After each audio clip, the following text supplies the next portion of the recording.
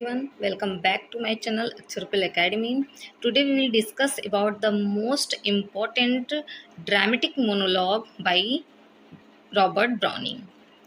तो ये ड्रामेटिक जो मोनोलॉग है ये कौन सा है? तो ये आपके यूपी एलटी ग्रेड में एक बहुत ही ज़्यादा फेमस ड्रामेटिक मोनोलॉग है जो मेंशन है माय लास्ट डचेस के नाम से। और ये रॉबर्ट ब्राउनिंग की सबसे फाइनेस्ट एक ड्रामेटिक मोनोलॉग में से मानी जाती है। तो आज हम इसमें इस पोएम को हम देखेंगे कि इस पोएम का जो सरफेस दिखाया गया है वो तो बहुत ऊपरी तरीके से नॉर्मल रहता है, बट उसकी जो मीनिंग है, डीप मीनिंग है, वो जब हम इस पोएम को पढ़ते हैं तो हम समझते हैं कि इसमें डीप में आखिर बात क्या कही गई है।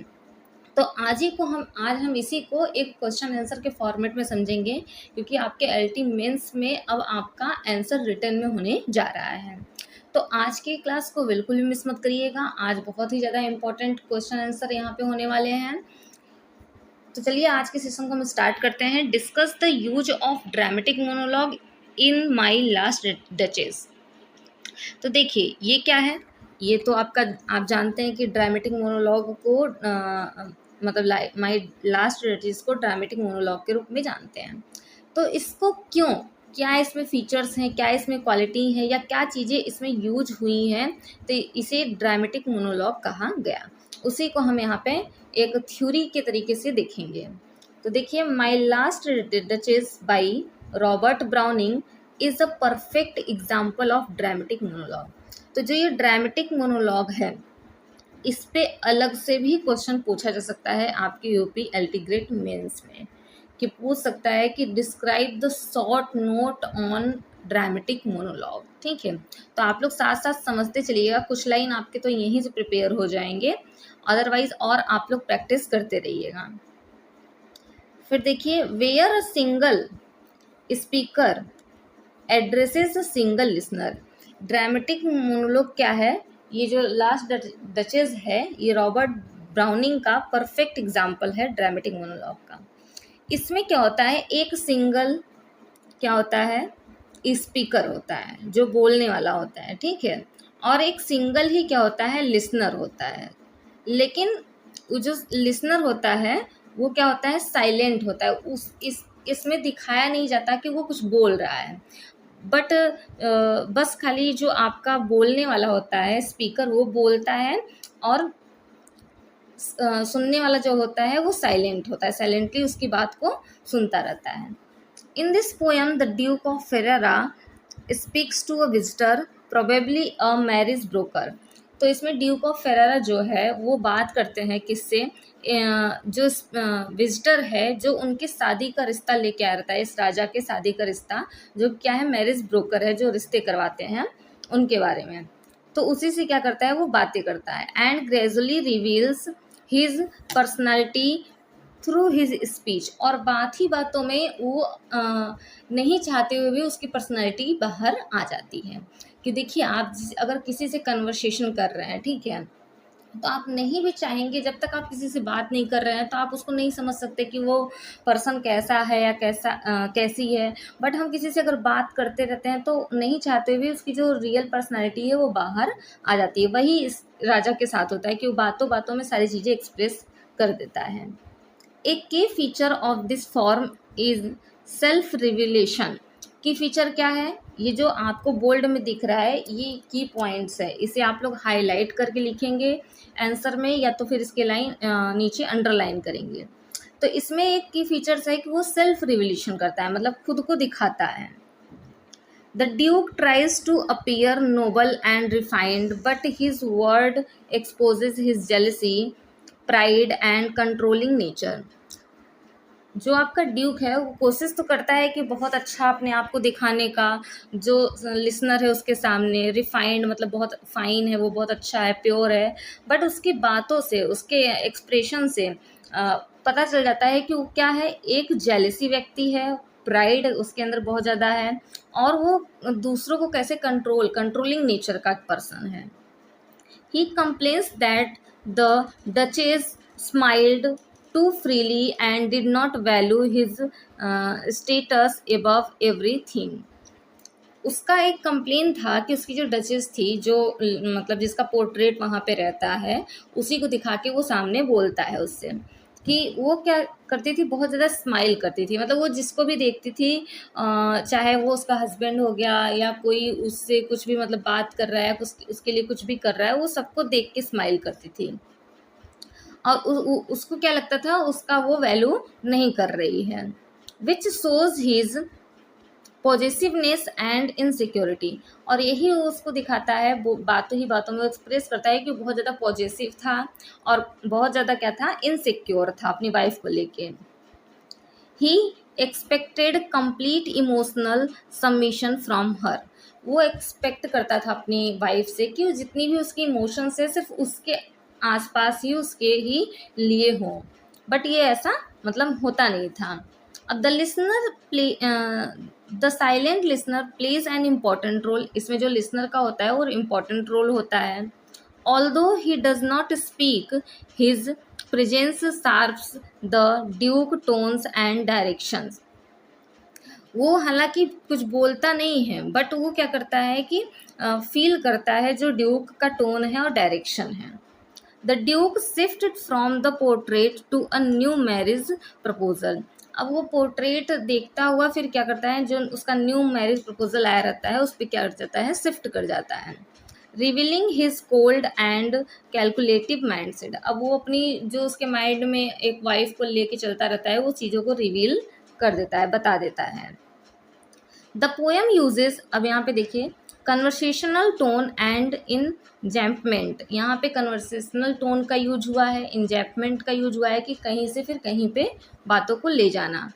Making it realistic and natural, जो इसको रियलिस्टिक और नेचुरल बनाती है। ब्राउनिंग डज नॉट डायरेक्टली जज द ड्यूक। अब यहाँ पे जो ब्राउनिंग है बहुत एक तरीके से फाइनेस्ट वे में दिखाते हैं कि वो जज नहीं कर रहे हैं ड्यूक को, ड्यूक यहाँ खुद ही अपनी चीज़ों को बता रहा है। Instead the reader becomes the जज। यहाँ पे जो रीडर है खुद जज बन जाए, मतलब वो बोल नहीं रहे हैं कि ड्यूक ने ऐसा किया अपनी वाइफ के साथ, क्या किया। क्योंकि आपने पोयम पढ़ा होगा तो उसमें बताते हैं कि उसकी स्माइल को वो क्या कर देता है, रोक देता है। स्टॉप द स्माइल एक करके लाइन है, तो वो उसको रोक देता है। तो इसका मतलब क्या हुआ, अगर हम डीपली देखें तो इसका मतलब कि निकल सकता है कि उसने अपनी वाइफ के मतलब कि वॉइस को ही बंद कर दिया। तो यहाँ पे दिखाते हैं कि जज नहीं कर रहे हैं, बट उन्होंने एक रीडर पे छोड़ दिया कि वो क्या समझते हैं। फिर देखेंगे, दस the dramatic monologue highlights power, control and patriarchy. अब यहाँ पे क्या दिखाया गया है कि इसमें पावर, कंट्रोल और पैट्रियार्की जो चली आ रही है परंपरा, मतलब चीज़ों को कंट्रोल करने की, वो इस ड्रामेटिक मोनोलॉग में दिखाया गया है। अब इसमें कुछ लाइन्स ऐसे हैं जैसे यहाँ से लेके आपकी ये लाइन जो है, ये आपको दिखाती, ये आप अपने ड्रामेटिक मोनोलॉग का अगर क्वेश्चन आता है उसमें आप लिख सकते हैं। फिर यहाँ पे कुछ लाइन्स है, जैसे यहाँ पे अगर मतलब एक एग्जाम्पल देके लिखना चाहेंगे तो आप ये लिख सकते हैं। मतलब पहले आप ड्रामेटिक मोनोलॉग के बारे में बताएंगे, उसके बाद जो रॉबर्ट ब्राउनिंग की ये है आपकी माई लास्ट डचेस, वो आप एज एग्जाम्पल देके वहाँ पे लिख सकते हैं जब ये आपका आएगा माई ड्रामेटिक मोनोलॉग। अभी मैं आगे आपको क्वेश्चन सारे कराऊंगी, ठीक है। अब देखिए नेक्स्ट क्वेश्चन देखते हैं। नेक्स्ट यहाँ पे देखेंगे की पॉइंट्स देख लेंगे हम। की पॉइंट्स इसकी क्या है, ड्रामेटिक मोनोलॉग है ये आपका माई लास्ट डचेस, इसमें सेल्फ रिविलेशन देखने को मिलता है। ये की पॉइंट क्यों दिया गया है, की पॉइंट इसलिए है कि ये सारे की पॉइंट्स आपके आंसर में हाईलाइट होने चाहिए। Jealousy, control, silent listener, reader as जज, पावर एंड पैट्रियार्की, ये सारे आपके जो आंसर है उसमें हाईलाइट करके आप दिखाएंगे तो आपका आंसर और भी ज़्यादा इफेक्टिव बनेगा, ठीक है। फिर हम देखेंगे what is the significance of the portrait in the poem. अब यहाँ पे जो वो पोर्ट्रेट है, ठीक है, उसका यहाँ पे क्या सिग्निफिकेंस दिखाया गया है पोयम में। अब देखेंगे हम, in my last wishes, the portrait is a central symbol representing the Duke's desires for control and possessions. यहाँ पे जो वो पोर्ट्रेट वो एक तरीके से दिखाता है कि एक सिंबल है कि किस तरीके से ड्यूक का डिज़ायर जो था कंट्रोल का और पोजीशन का, उसको वो क्या करता है, रिप्रेजेंट करता है। किसके द्वारा पेंटेड किया गया है? ये पेंटेड बाई फ्रा पेंडोल्फ, ठीक है, Pandolf. It captures the duchess beauty and grace but more importantly reflects the duke's mindset. ये जो उसने पोर्ट्रेट बनाया था, बहुत ही अच्छा पोर्ट्रेट बनाया था।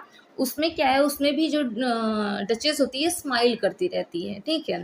तो ये एक माइंड सेट भी दिखाती है डचेस को, कि जब वो बोलता रहता है तो वो उस समय बोलता है कि जो पेंटिंग भी बनाई गई है उस टाइम भी क्या करती है, जो डचेस होती है वो स्माइल करती रहती है। The main idea is control thought art, ठीक है, इसका मेन आइडिया है। In real life, the Duchess, cheerful and like kind nature, annoyed the Duke because they treated everyone equally.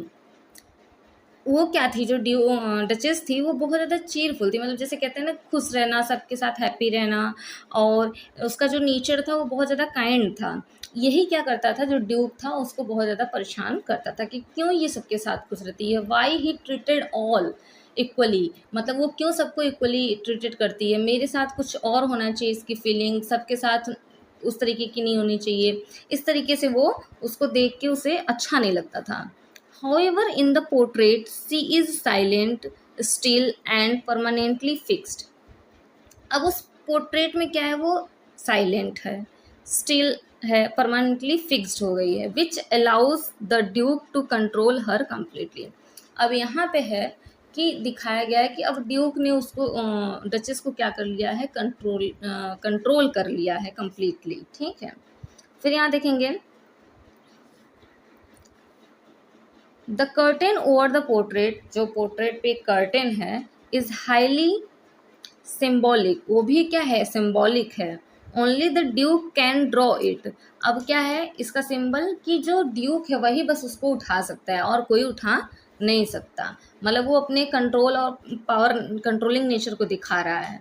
Showing his absolute authority and dominance. अब वो अपना authority दिखा रहा है कि मेरा ही सिर्फ इस पर कंट्रोल है, आधिपत्य है, मैं ही सिर्फ इसको क्या कर सकता हूँ, उठा सकता हूँ, और कोई इस पोर्ट्रेट के कर्टेन को नहीं उठा सकता। He decide who can see duchess. अब वो डिसाइड करेगा कि कौन कौन डचेस को देख सकता है, treating her as an object rather than person. फिर वो क्या करता है, वो उसको एक तरीके से ऑब्जेक्ट की तरह ट्रीट करता है, ना कि एक पर्सन की तरह। The portrait also shows the contrast between life and art. ये जो पोर्ट्रेट है डचेस का, ये एक और चीज़ शो कर रही है, लाइफ और आर्ट को। The living duchess had emotional and freedom while the painted duchess become an objectified image without voice। जो रियल डचेस थी वो बहुत ज़्यादा खुश थी, हैप्पी नेचर की थी, उसको फ्रीडम था, उसके अंदर इमोशन था। बट ये जो पोर्ट्रेट डचेस है वो सिर्फ क्या है, एक ब्यूटी है, एक ऑब्जेक्ट बन के रह गई है जिसमें कोई वॉइस नहीं है।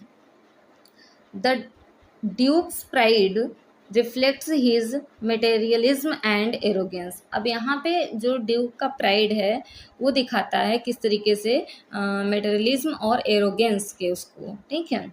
Thus the portrait symbolize domination, control and objectification. इस तरीके से उस पोर्ट्रेट को यहाँ पे एज अ कंट्रोल दिखाया गया है, एज ऑब्जेक्टिफिकेशन दिखाया गया है, क्योंकि उस पर अब सिर्फ उस ड्यूक का अधिकार था, ठीक है। इसमें की पॉइंट्स क्या है देखेंगे हम, control and positions, control through art, और यहाँ कर्टन का मतलब अथॉरिटी दिखाया गया है, ठीक है।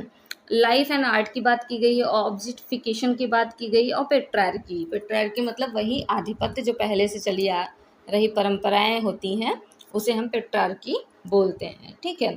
तो इस तरीके से देखेंगे हम कि दोनों ही इम्पोर्टेंट हैं अपनी अपनी जगह पे।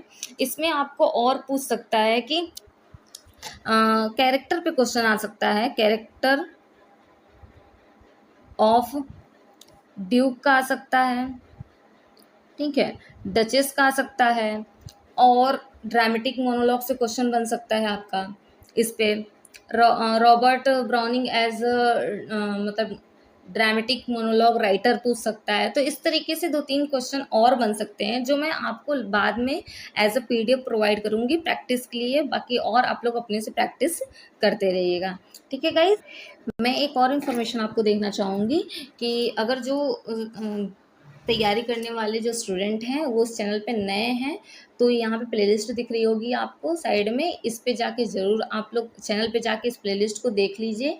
बहुत ही ज़्यादा यूजफुल प्लेलिस्ट है आपके लिए, और इसमें सारे टॉपिक्स कवर कराए गए हैं और आगे भी कराए जाएंगे। यहाँ से आपको कंप्लीट यूपी एलटी मेंस की तैयारी देखने को मिल जाएगी और आपका प्रिपरेशन बहुत ही अच्छा हो जाएगा। ठीक है।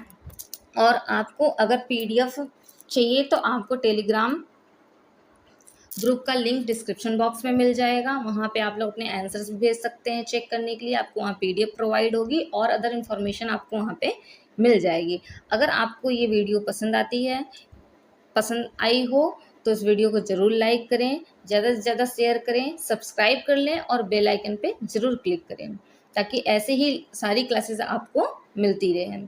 ठीक है गाइस, मिलते हैं नेक्स्ट वीडियो में। Thank you.